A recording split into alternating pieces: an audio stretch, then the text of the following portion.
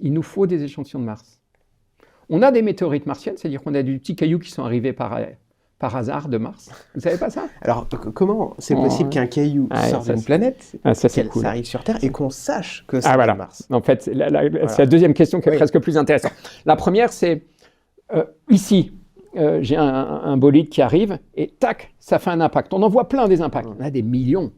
On voit souvent, il y a une petite montagne au centre parce que la gravité fait remonter. Vous voyez, regardez, il y a partout au centre, il y a des petits points. Où on prend, celui qui est brillant, là, Copernicus. Tous. Qu'est-ce que ça fait? Ça envoie de la matière.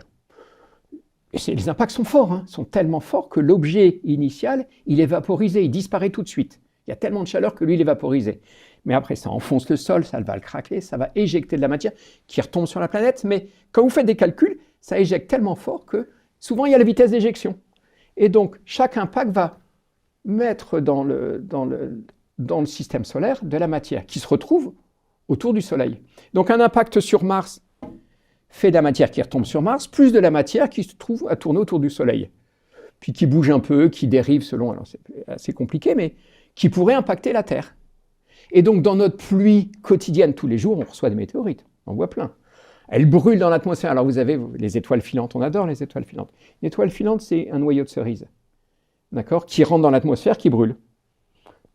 Mais si l'objet, c'est pas un noyau de cerise, mais il fait une taille d'une prune, il ne va pas brûler complètement, il touche le sol.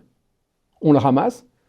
Et en général, à l'époque, c'était l'agriculteur, le paysan, qui trouvait un caillou dans le truc, puis qui l'amenait à l'Institut, ou au Muséum d'histoire naturelle, par exemple, ici, à Paris, et puis il disait, vous pouvez l'analyser. On dit, tiens, oui, c'est une météorite qui tombe du ciel. Et ça peut être des objets très vieux, c'est des objets qui sont plus vieux que ceux qu'on trouve sur Terre. Pourquoi? Parce que, comme je vous ai dit que nous, on n'est pas de passé, c'est comme ça qu'on a trouvé, par exemple, des objets qui font 4,5 milliards d'années.